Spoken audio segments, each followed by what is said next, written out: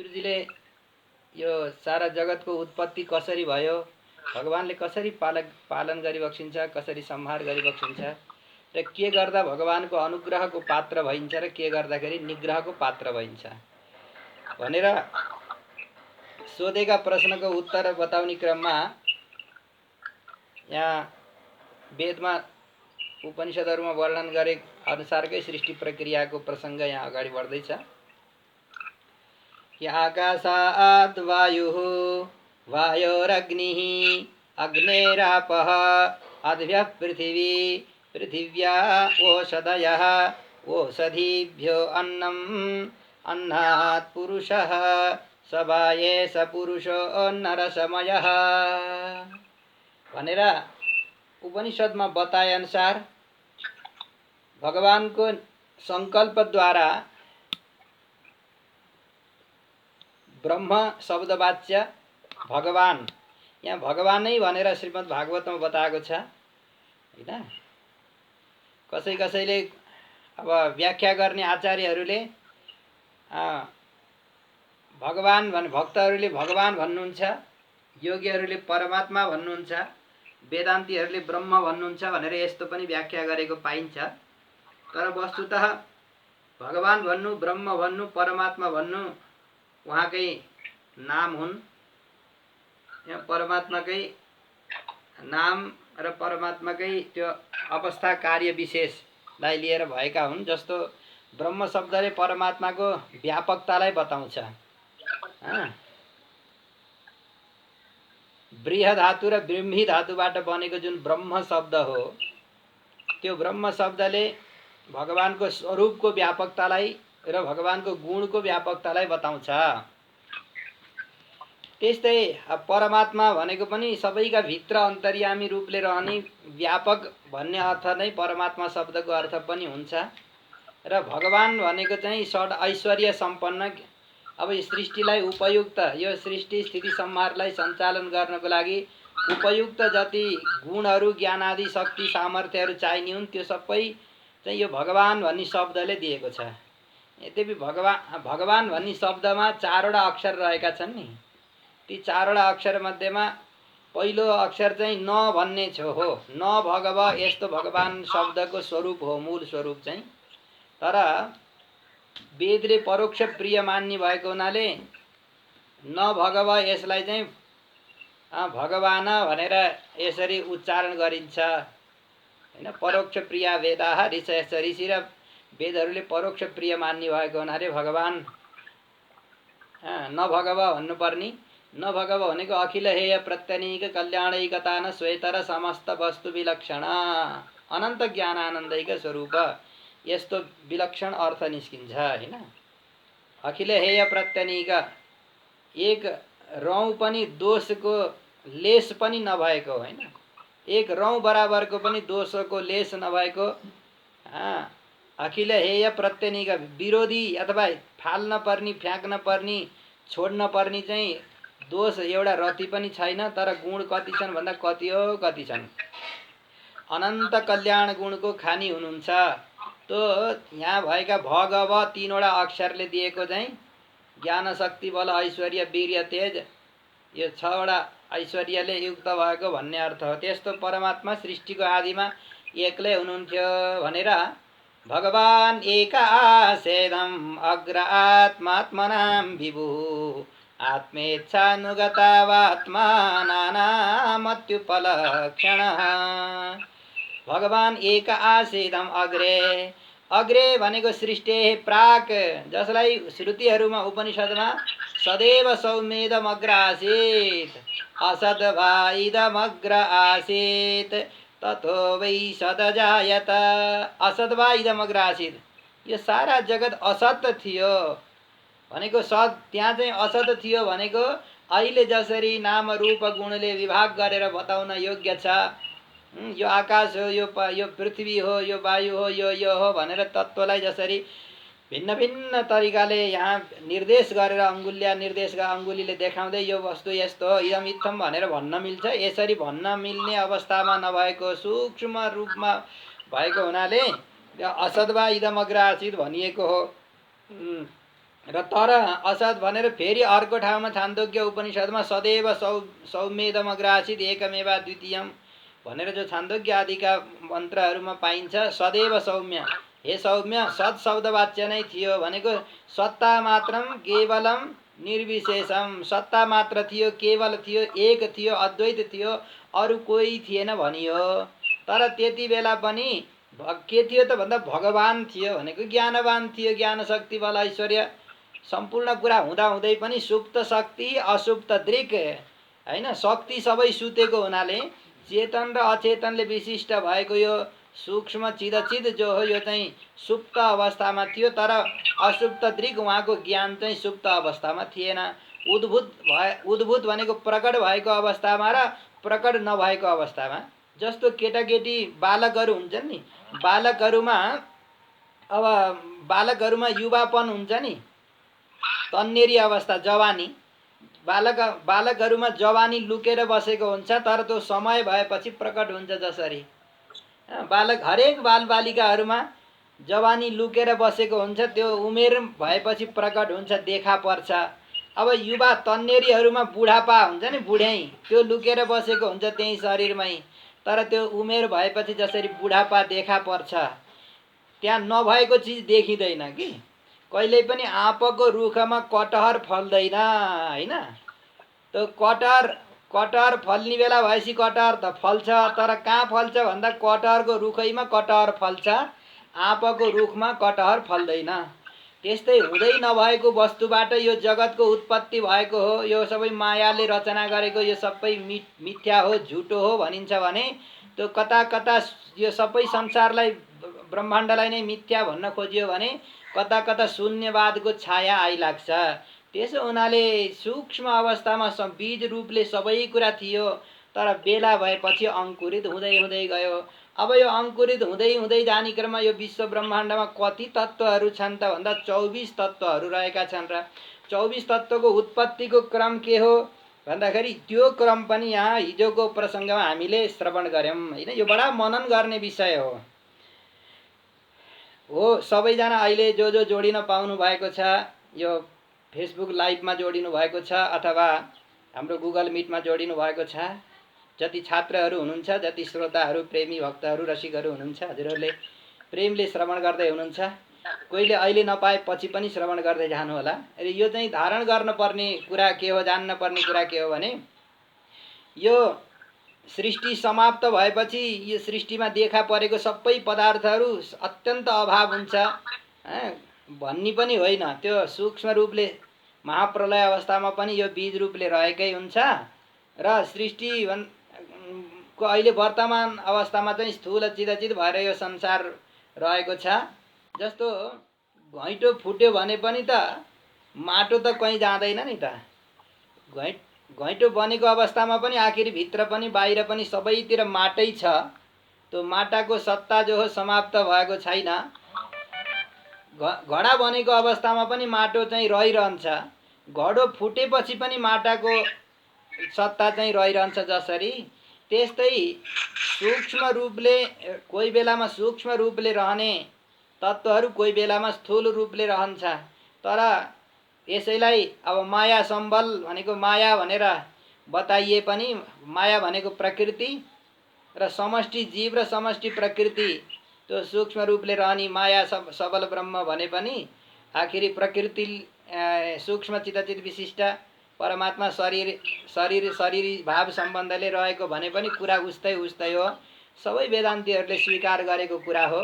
यत्किञ्चित शुद्ध ब्रह्मबाट जगतको उत्पत्ति हुन सक्दैन, किनभने शुद्ध ब्रह्म र शुद्ध एक नम्बरको शुद्ध सुन भनिन्छ नि, त्यो सुन त तरल पदार्थ हुन्छ, त्यसमा अरू धातु मिसिएपछि मात्रै त्यसको गहना आदि बन्दछ। त्यस्तै ब्रह्ममा पनि प्रकृति नभएको शुद्ध बुद्ध चैतन्य स्वरूप मात्रै ब्रह्मबाट जगतको उत्पत्ति हुन सक्दैन र मायाको यत्किञ्चित रूपलाई सबै वेदान्तीहरूले स्वीकार गरिएकै हुन्छ। र अब यसैलाई आफ्ना आफ्ना वेदान्त र दर्शनले दिए अनुसारले सबैले त्यो पारिभाषिक शब्दको प्रयोग गर्दै काम चलाउँदै जाने हो। वस्तुतः अभावबाट भनेको हुँदै नभएको वस्तुबाट केही चिज उत्पन्न हुँदैन।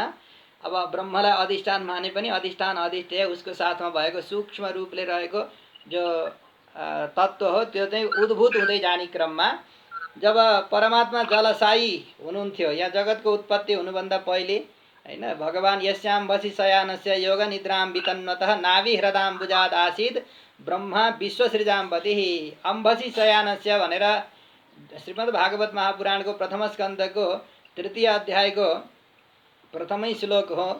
प्रथम द्वितीय तृतीय श्लोकमा यो कुरा बताइएको छ। जलशायी भगवान् जब नारायण जलमा शयन गर्नुभएको थियो, उहाँले दिव्य सङ्कल्प गरेपछि तो अविभक्त तम जो हो, नाम रूपले विभक्त गरेर भन्न नमिल्ने जो तम हो, त्यो चाहिँ नारायणको नाभिबाट बाहिर निस्किन्छ, प्रकट हुन्छ, अनि त्यही नै विभक्त तमको रूपले जानिन्छ। विभक्त तम हुन्छ बाहिर निस्कने बित्तिकै। तो अनेक शब्द वाच्य सत शब्द सत, अब कहीँ सद भनेर, कहीँ ब्रह्म भनेर, कहीँ नारायण भनेर, ब्रह्म वा इदमग्र आसीत् भनेर कहीँ ब्रह्म मात्रै थियो, कहीँ नारायण मात्रै थियो, कहीँ सदैव सौम्य, कहीँ सत्शब्द वाच्य मात्रै थियो, अरू कोही थिएन, कहीँ शिव एव केवल, कहीँ शिव शब्द वाच्य मात्रै थियो भनेर बताइएको छ। इन्द्रो मायावी पुररूपय्यते भनेर कहीँ इन्द्र शब्द वाच्य मात्रै थियो भनेर भनिए पनि यी सबै शब्दले वाच्य भएको तत्त्व चाहिँ उही एउटै तत्त्व हो। र त्यही तत्त्व जो नारायण तत्त्व जलमा शयन गर्नुभएको हुन्छ। आपो नारा इति प्रोक्ताः तस्य ताः अयनम पुनः। जलमा शयन गर्ने भएका नारायणको आप भनेको जललाई नै नारा भनेर बताइएको छ। नारा नै छ, अयन भनेको वासस्थान जसको। हुन त नारायण पदमा नर भनेको चाहिँ जीवात्मा हो होइन। नर भन्ने शब्दको अर्थ के हो भने न रियते न क्षीयते न विनश्यति, सर्वथा विनाश जसको हुँदैन त्यो चाहिँ नर भनेको आत्मा।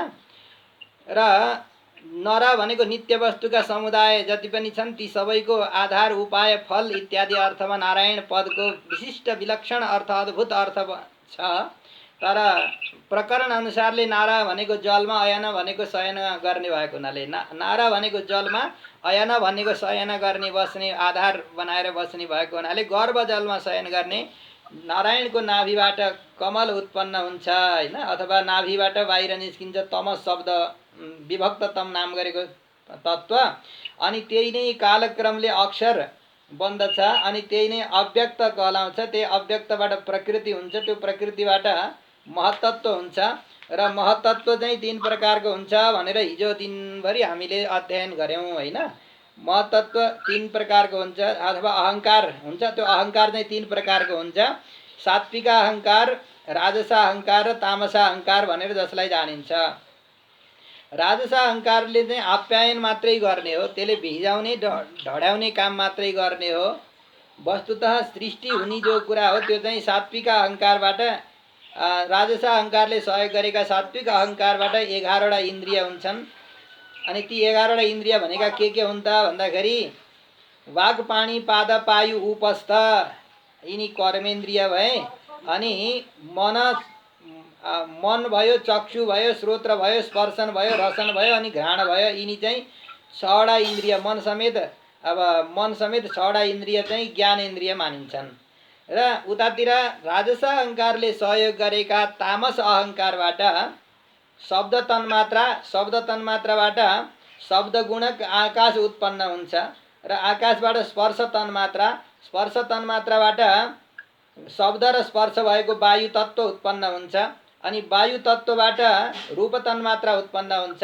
रूप तन्मात्राबाट शब्द स्पर्श रूप गुण भएको तेज तत्त्व उत्पन्न हुन्छ। र तेज तत्त्वबाट रस तन्मात्रा उत्पन्न हुन्छ।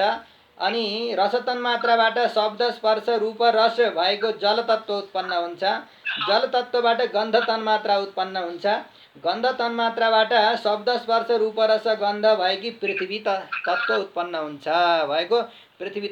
हुन्छ, यसरी यी 24 तत्त्वहरू उत्पन्न भए र 25वां तत्त्व आत्मा भनिन्छ। अनि 26वां तत्त्व चाहिँ के हो?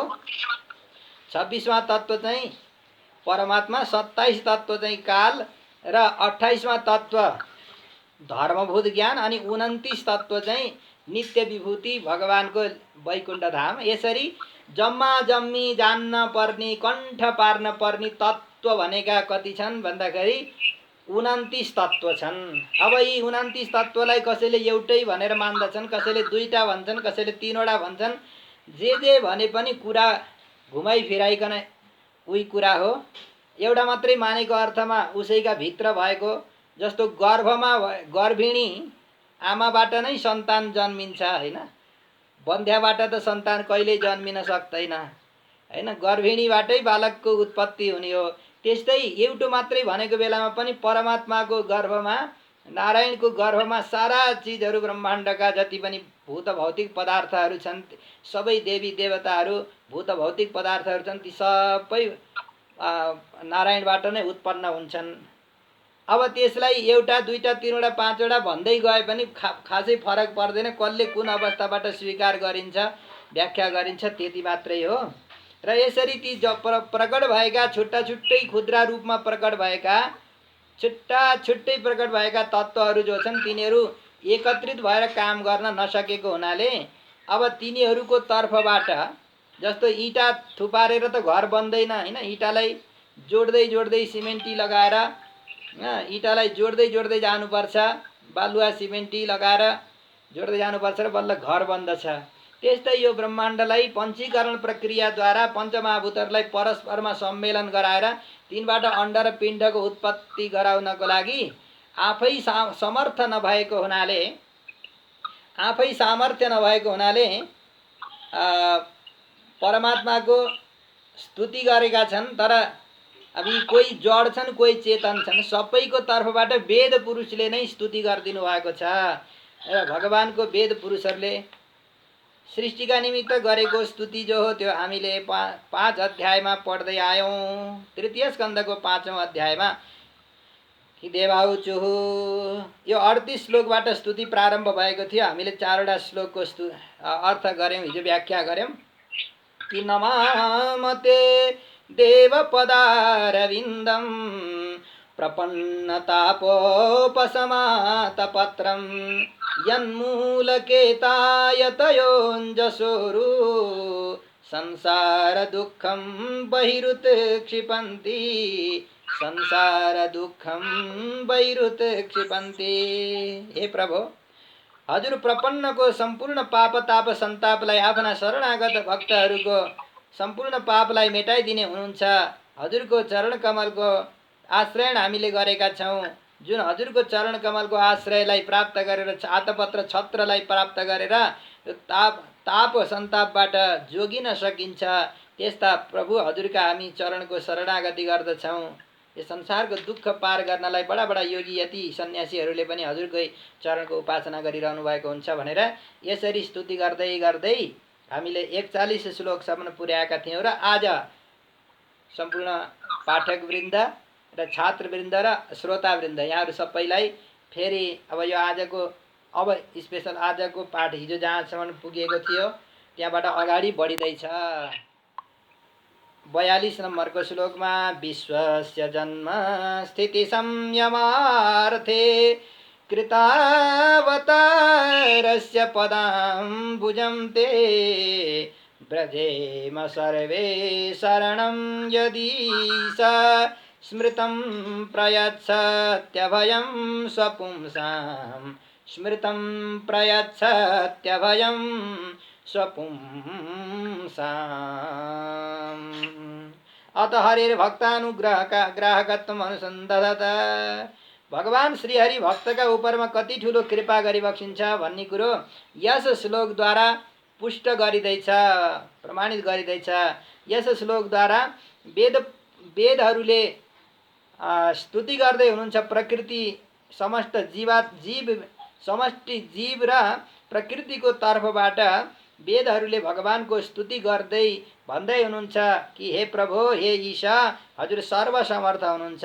विश्वस्य जन्म स्थिति संयमार्थे, विश्वस्य भनेको यो सारा विश्व ब्रह्माण्डको भावी अब भविष्यमा हुने, त्यति बेला जति बेला उहाँहरूले स्तुति गर्दै हुनुहुन्छ अथवा उहाँहरूको तर्फबाट वेदहरूले स्तुति गर्दै हुनुहुन्छ, यस बेलामा चाहिँ कोही पनि छैन, यहाँ आकाश पाताल केही पनि छैन नि त। अब हुने, भविष्यमा हुने, पहिले जस्तै गरेर नयाँ नयाँ सृष्टि हुने क्रममा उत्पन्न हुने भएको जो विश्व ब्रह्माण्ड छ नि, त्यो ब्रह्माण्डको जन्म भनेको उत्पत्ति, स्थिति भनेको पालन र संहार गर्नको लागि उत्पत्ति पालन संहारार्थम कृतावतारस्य अवतार धारण गर्ने भएका ब्रह्मा रुद्र ब्रह्मा विष्णु र रुद्रको रूपमा अनुप्रवेश गरेर कृत ब्रह्म रुद्र अनुप्रवेशावतारस्य आफै अनुप्रवेश गरेर सृष्टि स्थिति र संहार गर्ने भएका हे प्रभु ते तब पदाम्बुजम हजुरका चरण कमलको स्वपुंसाम स्वभक्तानाम अभयम न विद्यते भयम हजुरका चरण कमलको जसले उपासना गर्दछन् नि त्यस्ता भक्तहरूलाई कुनै प्रकारको पनि भय हुँदैन हैन। अथ तस्य भयं भवति तत्त्वैव भयं विदुषो मन्वानस्य अथसो अभयं गतो भवति।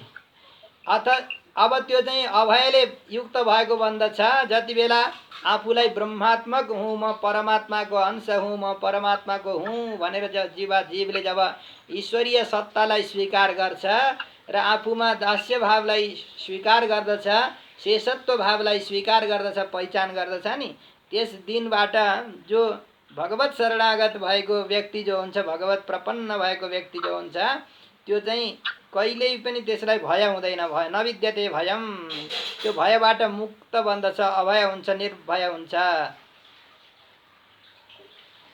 ब्रजेम सर्वे शरणं यदि स स्मृतं प्रयच्छत्यभयं स्वपुंसां स्वपुंसां स्मृतं ध्यानादिद्वारा ध्रुवानुस्मृति रूप उपासना गरिनाले स्वपुंसाम आफ्ना पुरुषहरूलाई अभयम प्रयच्छति अभय प्रदान गर्नुहुन्छ हे प्रभु। त्यस्ता सम्पूर्ण ध्रुवानुस्मृति अखण्ड प्रेमा भक्ति गर्ने भएका अजस्र प्रेमा भक्ति गर्ने भएका आफ्ना जनहरू भक्तहरूलाई अभय प्रदान गर्ने हजुरको हामी शरणमा आएका छौँ हैन। यो सारा जगतको सृष्टि स्थिति संहार गर्ने हजुरका चरण कमललाई जसले सम्झिन्छन् तिनलाई अभय प्रदान गर्नुहुन्छ हजुरले र त्यस्ता अभय प्रदान गर्ने हजुरको हामी शरणमा आएका छौँ भनेर स्तुति गर्नुभयो। यो 42 नम्बरको श्लोक भयो। अब तृतीय स्कन्धको 5औं अध्यायको 43 नम्बरको श्लोक जसमा वैराग्यको ठुलो महिमा गान गरिएको छ। आउनुहोस् हामी सँगसँगै उच्चारण गर्दै यसको स्वाध्याय गरौँ यसको रसास्वादन गरौँ। यत्सानुबन्धे सति देहगे ममाहमित्यूढदुराग्रहाणां पुंसां सुदूरं वसतोऽपि पुर्यां भजेम तत्ते भगवन् पदाब्जं भजेम तत्ते भगवन् पदाब्जं। हे भगवन् सानुबन्धे अनुबध्यन्ते इति अनुबन्धाः देहानुबन्धिनः अनुबध्यन्ते। शरीरसँग बाँधिएको यस्तो सम्बन्ध छ नि यस्तो बलियो रसी यस्तो बलियो दाम्लाले हामीहरू बाँधिएका छौँ यस्तो बलियो दाम्लाले बाँधिएका छौँ अथवा सबैजना बाँधिएका हुन्छन्। कस्तो बलियो दाम्लो छ त भन्दाखेरि यो देह छ नि देह देह र देह सम्बन्धी अनुबन्धी भनेको सम्बन्धी असति देह गेहे वस्तुतः यसको स्वरूपलाई हेर्यो भने त्यही भएर कोही ठाउँमा वेदान्तीहरूले पनि यो संसार मिथ्या हो भन्न भेटाउनुहुन्छ कि हैन। यो सम्पूर्ण रूपले सत्य त छैन नि त असति हैन। असति भनेको अचेतन परिणाम रूपे देहे असति भनेको अचेतन रूप जो परिणामलाई प्राप्त भइरहने देह भनेको शरीर हो। यो शरीर मरिरहेको छ कि परिणाम भइरहेको छ। जन्मिँदाखेरि जुन शरीर थियो त्यो अहिले मरिसक्यो हैन। जब मान्छे जब युवा हुन्छ तन्नेरी हुन्छ जवान हुन्छ नि उसको बचपन त मरेर गयो नि त। बुढो हुँदाखेरि जवानी मरेर गयो हैन युवावस्था मरेर गयो र यहाँ सर्दै सर्दै सर्दै सर्दै श्री हिंसायामबाटै शरीर शब्द बनेको छ हैन। श्री गतौ धातुबाट संसार बनेको छ हैन। गतिशील छ जो गमनशील छ जो परिणामलाई प्राप्त गरिरहन्छ जो परिवर्तन भइरहन्छ। यस्तो असति देहे परिवर्तनशील देहे परिवर्तनशील भएको देह र गेह घर पनि त्यस्तै त छ नि परिवर्तनशील। यस्तो देह र गेह मा भएको अनि देह र गेह सम्बन्धी अरू पुत्र कलत्रादय पुत्र कलत्र क्षेत्र पात्र वित्त वस्त्र उपकरण आदि जति पनि छन् नि अनुबन्धी भनेको देहको अनुबन्धी भनेको सम्बन्धी के छ भन्दाखेरि एउटा क्षेत्र खेत छ हैन।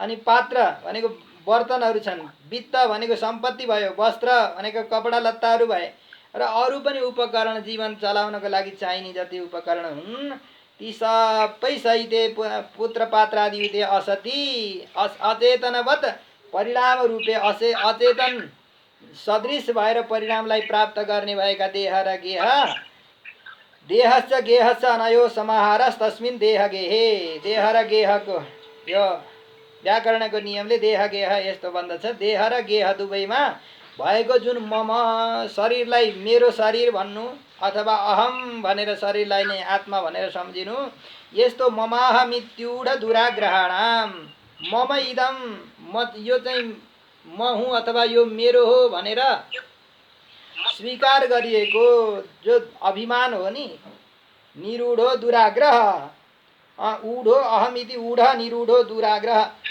दुरअभिमान जो छ यस्तो दुरअभिमानले ममाहमिति दुरभिमानग्रस्तानाम पुंसाम तेरो र मेरो भनेर झै झगडा गर्ने अहङ्कार र ममकारको बन्धनले घाँटीमा पासो लगाउने फाँसी लगाउने भएका मनुष्यहरूको लागि हजुर नजिकै भएर पनि नजिक हुनुहुन्न। सबैका भित्र त बस्नु भएको छ नि प्रभु हजुर, तर सबैका भित्र बसेर पनि हजुर कसैका भित्र पनि हुनुहुन्न।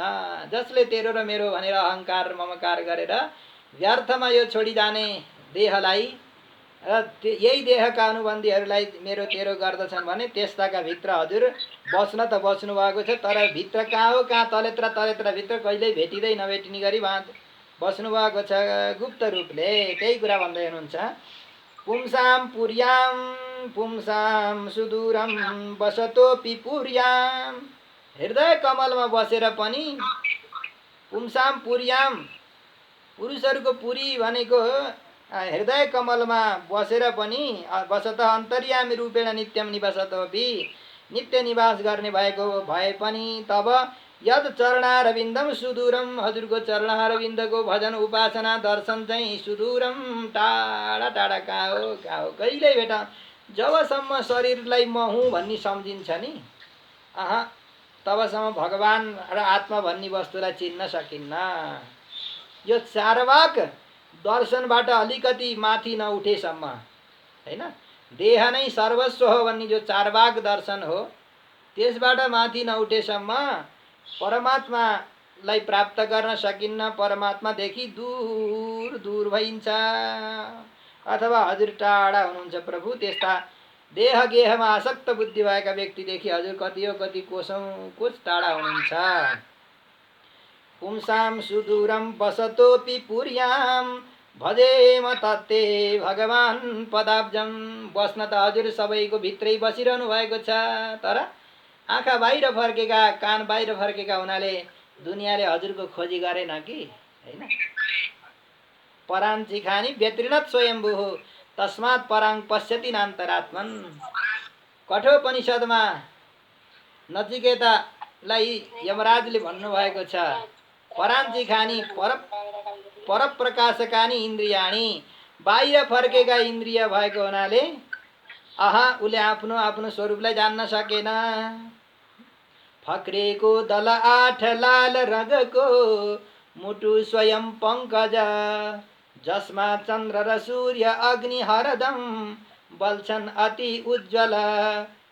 बल्दो दीप शिखा समान उसमा आत्मा सदा निर्मल। त्यही आत्मासँग बस्नुहुन्छ भगवान विष्णु स्वयं झलझल।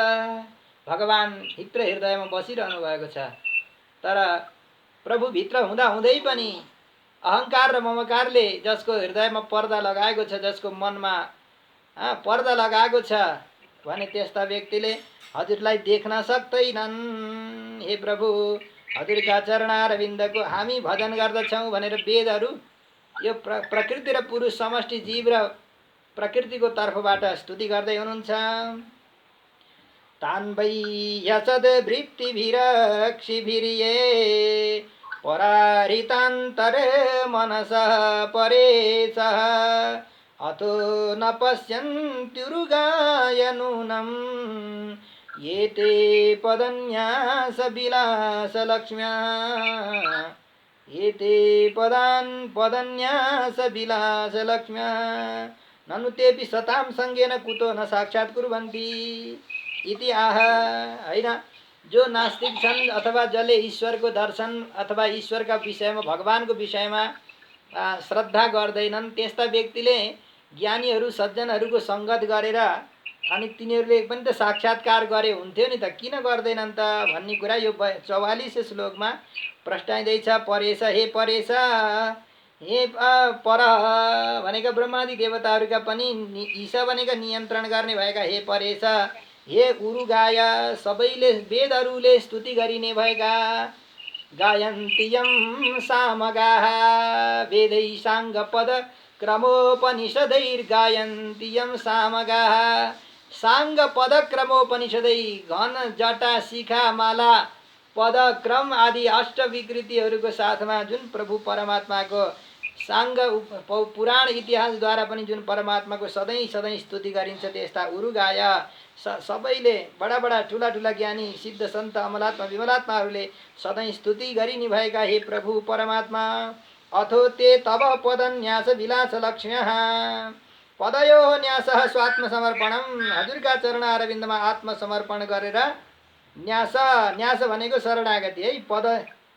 पदन्यास विलास लक्ष्म्यः स्वात्मसमर्पणम तस्य विलासः शोभा येषां ते समादयो गुणाः भगवानका चरणारविन्दमा आत्मसमर्पण गरेर समदम आदि गरिएका गुणलाई पनि ग्रहण गरेका लक्ष्मी सम्पद, समदम आदि सम्पत्ति, लक्ष्मी भनेको सम्पत्ति, सम भनेका भित्रका इन्द्रियलाई आफ्नो ठाउँमा लगाउनु, बाहिरका इन्द्रियलाई पनि ठेगानामा लगाउनु, बोल्न पायो भनेर जे पाइ त्यही नबोल्ने, हेर्न पायो भनेर जे पाइ त्यही नहेर्ने, खान पायो भनेर जे पाइ त्यही नखाने, यसरी भित्र र बाहिरका इन्द्रियलाई ठेगानामा लगाएर बसेका महात्माहरू जो हुनुहुन्छ नि उहाँहरूको सम्पत्ति लक्ष्मी भनेको के हो? शोभा लक्ष्मी भनेको नै समदम हो। भगवानका चरणमा पदन्यास, हेर्नु यस्तो गहिरो कुरा भागवतको हजारौँ चोटि कथा सुनाउने भन्ने व्यक्तिहरूले पनि यो शरणागतिको महिमालाई यसरी उद्घाटन गर्न कमै गरेको पाइन्छ कि।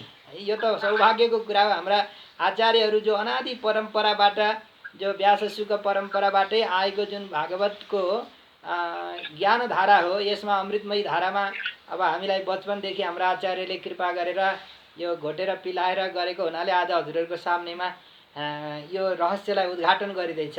यो जहाँ पाइ त्यहीँ जसले सबैले भन्दाखेरि यिनी कुराहरू देखिँदैनन् कि त्यहाँ पुग्नुहुन्न, भन्नुहुन्न, तर भनिदिएको राम्रो, सबैले भनिदिएको राम्रो।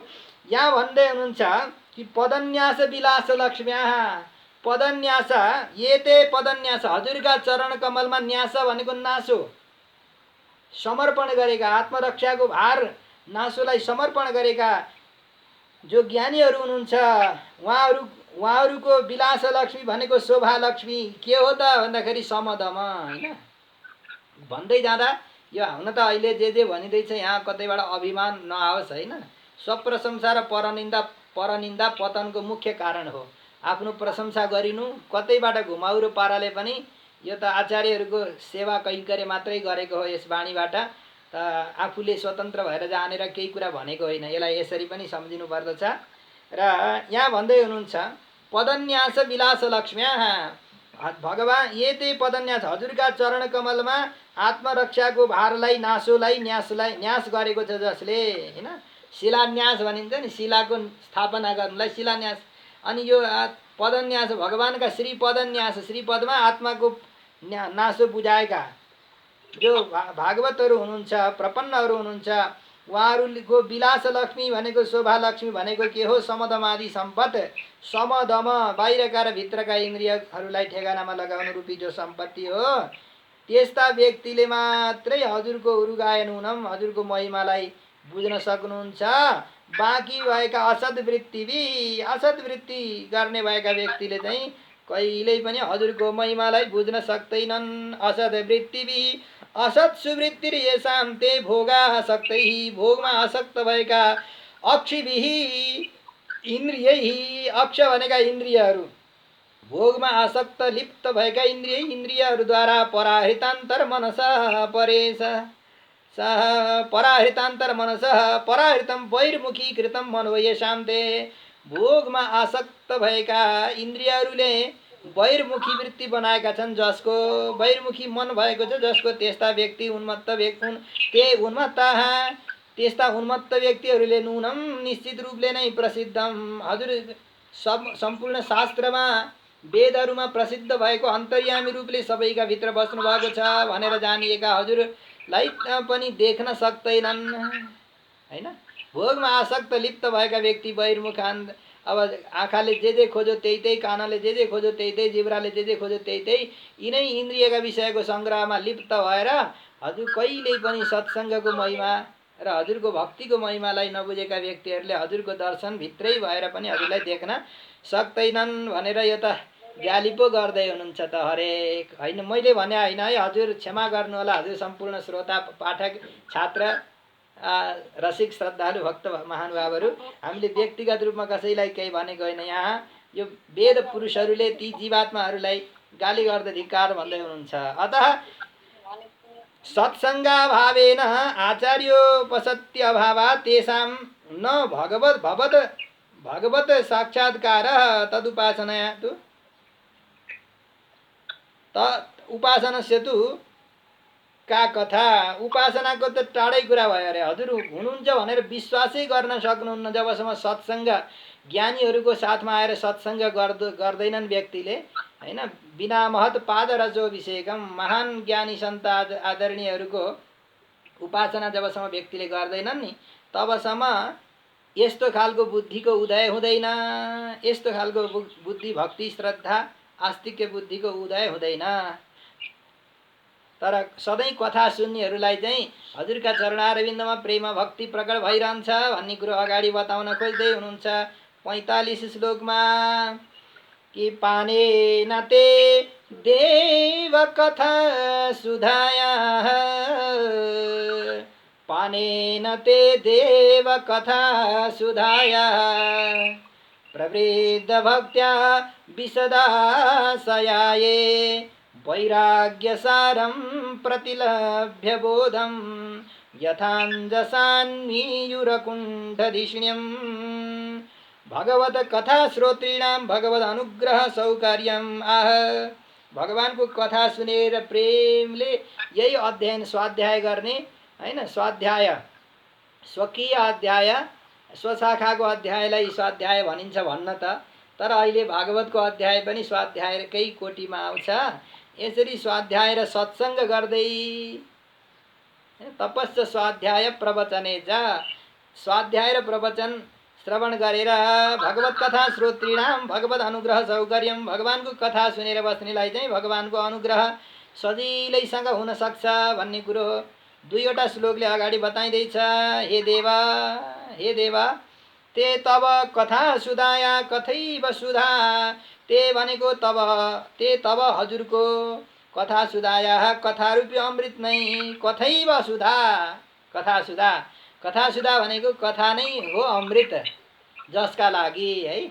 अब अमृत कहाँ हुन्छ भनेर कोहीले स्वर्गमा अमृत पाइन्छ भने कोहीले कहाँ पाइन्छ भने अरे अन्तिममा वस्तु त अमृत अमर बनाउने जो अमृत हो त्यो कहाँ हुन्छ त भन्दा कण्ठे सुधा बसति भई भगवते जनानाम भगवानका प्रियजनहरूको कण्ठमा सुधा अमृत बसति। अमृतको वासस्थान चाहिँ भगवानका प्रिय भक्त जो भागवत महाज्ञानीहरू हुनुहुन्छ उहाँहरूको कण्ठमा बसेको हुन्छ। अब त्यही चाहिँ कण्ठबाट उत्कण्ठ भएर निस्किन्छ कि जब बैखरीबाट बाहिर निस्किन्छ अनि त्यसले अरूको पनि कल्याण गर्छ। तब कथैव सुधा हजुरको कथा नै अमृत हो जसका लागि तस्याः अमृत तुल्य कथाया अमृत तुल्य कथाको पानद्वारा के हुन्छ भन्दा कथाको पानद्वारा श्रद्धा उत्पन्न हुन्छ।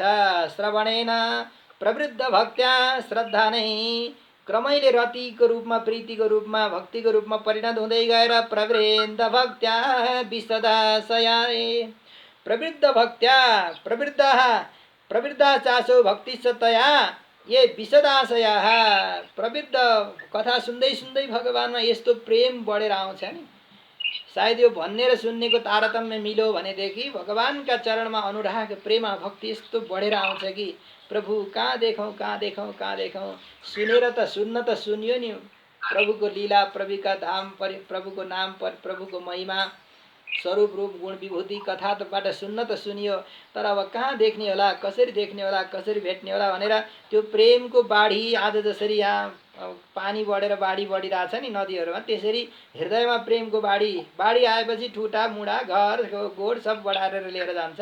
त्यस्तै प्रेमको बाढी आयो भनेदेखि यो आत्मालाई बगाउँदै बगाउँदै भगवान भएको ठाउँसम्म पुर्याउँछ।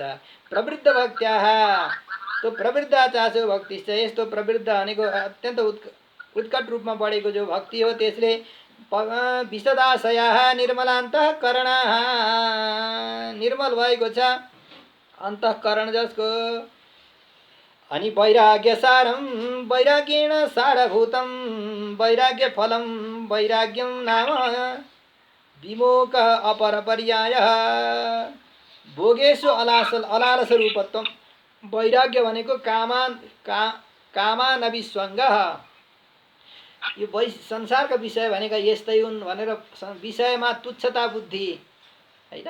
वैराग्य भनेको विराग निष्फलत्वदिहि, यो निष्फल संसार निष्फल छ, असार छ संसार, यहाँका भोग विलासहरू यस्तै रहेछन् भनेर खाँदै गरे पनि, अब यो बाँच्नको लागि जीवन धारण गर्नुको लागि भोजन गर्दै गरे पनि, तिनको प्रयोग र उपयोग गर्दै गरे पनि तिनमा अनासक्त बुद्धि भएर तिनैमा हुरुक्क नभएर हुने जो भाव हो त्यसैलाई के भनिन्छ वैराग्य। वैराग्यको सारभूतम वैराग्यम, यो सारभूत कथाको सारभूत वैराग्यलाई प्राप्त गरेर अनि कामानविस्वङ्ग रूपम, काम विषय वासनामा अनासक्ति हुनुलाई नै विमोक भनेर बताएको छ। इदम च उपलक्षणम विवेकादिनाम, अनि विवेकादि साधन सप्तक अनुगृहीतम, विवेकादि साधन सप्तक जन्य जो भक्ति हो अनि त्यो बोध भनेको ज्ञान हो।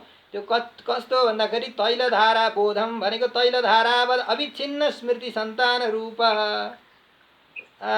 रूपम ज्ञानम। तेलको धारा, जसरी कुनै पात्रमा तेल छ र त्यो तेल हामीहरू खनाउँछौँ भने त्यो तेल खनाउँदाखेरि चाहिँ जबसम्म तेल रहन्छ तबसम्म नटुटी धारा नछुटिकन तुरुर गर्छ कि तप तप गर्दैन। के गर्छ हैन, तप तप तप गरेर खस्दैन। तेल खस्दाखेरि कसरी खस्छ भन्दाखेरि पुरुर गरेर एकनासे रूपले जसरी तेलको धारा खसिरहेको हुन्छ त्यस्तै प्रकारको बोध अखण्ड तैलधारावत् अविच्छिन्न स्मृति सन्तान रूप बोध। अखण्ड तेलको धारा झैँ अविच्छिन्न नटुटिकन तेलको धारा झैँ गरी बग्ने भएको स्मृतिको सन्तति रूप, स्मृतिको सन्तति, स्मृति भनेको स्मरण, उत्तरोत्तर स्मृति हैन। प्रभुलाई सम्झेर बसिरहने, सम्झेर बसिरहने र सम्झेर बसिरहने उच्चारणमा नै फरक पर्छ कि सम्झिरहने, प्रभुलाई बार बार घरि घरि सम्झिरहने रूपी जो बोध हो त्यो बोधलाई ज्ञानलाई प्राप्त गरेर, यस्तो ज्ञानलाई प्रतिलभ्य भनेको प्राप्त गरेर यथा अन्जसा, यथा जसरी अन्जसा सजिलै गरी सुखे नैव अकुण्ठधिष्ण्यम भन्ने पद आएको छ नि। अकुण्ठधिष्ण्यम भनेको कालादिभिहि अप्रतिहतम, काल आदिले कहिल्यै पनि प्रतिहत नहुने भएको, जहाँ कालको घन्टी बज्दैन, जहाँ कहिले कोरोना जस्तो महारोग आउँदैन, कहिले भूकम्प आउँदैन, कहिले बाढी पहिरो आउँदैन, कहिले रोगी हुनु पर्दैन, दुखी हुनु पर्दैन, सदा सर्वदा भगवान जस्तै भएर बस्ने त्यो अकुण्ठधिष्ण्यम, त्यसलाई प्राप्त गर्न सकिन्छ। वैकुण्ठम प्रापु अन्यो, जसले भगवानको निरन्तर कथा सुनिरहेका छन् नि, त्यसरी कथा सुनिरहने भएका व्यक्तिहरूको हृदयमा प्रेमको बाढी बढ्दै बढ्दै आउँछ र त्यो प्रेमको बाढीले बगाउँदै भनेको त्यसलाई उतार्दै माथि माथि गरेर वैकुण्ठसम्म भगवानको अकुण्ठधिष्ण्य। अकुण्ठधिष्ण्य शब्दको अर्थ के हो? कुण्ठ भनेको सङ्कोच, कुण्ठ भनेको के हो? सङ्कोच हैन। यहाँ चाहिँ जता हेऱ्यो त्यतै कुण्ठा नै कुण्ठा छ। कुण्ठा भनेको सङ्कोच, तेरो र मेरोपनको जो छोटो बुद्धि हो त्यो चाहिँ कुण्ठा भयो। अनि विशाल भनेको उदार मन, विशाल फराकिलो ठाउँ विशेषको नाम नै वैकुण्ठ हो कि, जहाँ गएपछि ज्ञानमा कुनै सङ्कोच हुँदैन, जहाँ प्रेममा सङ्कोच हुँदैन, प्रेम गर्नको लागि कुनै डाँडा काँडाले छेक्दैन, प्रेम गर्नलाई कुनै बन्धन कुनै श्रृङ्खला साङ्गलाले रोक्न सक्दैन, कुनै तगारो चार दिवालीले रोक्न सक्दैन। जहाँ गएपछि प्रेम नै प्रेम, आनन्द नै आनन्द, भक्ति नै भक्ति, ज्ञानै ज्ञान, सबै कुराको सम्भावना, आत्माका सारा गुणहरूको प्राकट्य हुन्छ, अष्टगुणको आविर्भाव हुन्छ हैन। अपहत पापमत्वादि अष्टगुणहरूको आविर्भाव हुन्छ। त्यस्तो स्थान विशेष वैकुण्ठ धाम जो हो, त्यहाँ अन्यु प्रापु। कथा सुन्दै सुन्दै ज्ञान भक्ति वैराग्यलाई प्राप्त गरेर सजिलैसँग वैकुण्ठ धामको सारांश चाहिँ 45 श्लोकको यही हो। अब अगाडि 46 तथा परे चात्म समाधि योग बलेन जित्वा प्रकृतिं बलिष्ठां त्वामेव धीराः पुरुषं विशन्ति तेषां श्रमः स्यान्न तु सेवया ते। तथा परे परे अन्य अपि धीराः जितेन्द्रिय, अरू जो जितेन्द्रिय हुनुहुन्छ नि उहाँहरूले पनि आत्मसमाधि योग बलेन, आफै आत्मसमाधि योग, आत्मनः समाधि सएव योग तस्य बलेन भनेको भगवानको ध्यान गर्ने रूपी जो योग सामर्थ्य हो, त्यसले नै बलिष्ठाम दुस्तराम अपि प्रकृतिम, कतिले कथा सुनेर हजुरलाई प्राप्त गर्नुहुन्छ भने कसैले समाधि लगाएर हजुरको ध्यान गरेर बसेर अष्टाङ्ग योगद्वारा यम नियम आसन प्राणायाम प्रत्याहार धारणा ध्यान अनि समाधि, यो अष्टाङ्ग योग महर्षि पतञ्जलिले बताए अनुसार अथवा हाम्रा सम्पूर्ण शास्त्र वाङ्मयहरूमा भए अनुसार त्यो अष्टाङ्ग योगको जुन लक्षण हो, त्यो अष्टाङ्ग योग अनुसार समाधि लगाएर भगवानको ध्यान गरेर पनि यो बलिष्ठ भनेको अत्यन्त दुःखले मात्रै तर्न सकिने भएको प्रकृतिम बलिष्ठाम प्रकृतिम जित्वा, यो बलशाली प्रकृतिलाई योग बलेन जित्वा, आत्मसमाधि योग बलेन आत्मसमाधि योगद्वारा जितेर भगवत ध्यान योग सामर्थ्यले जितेर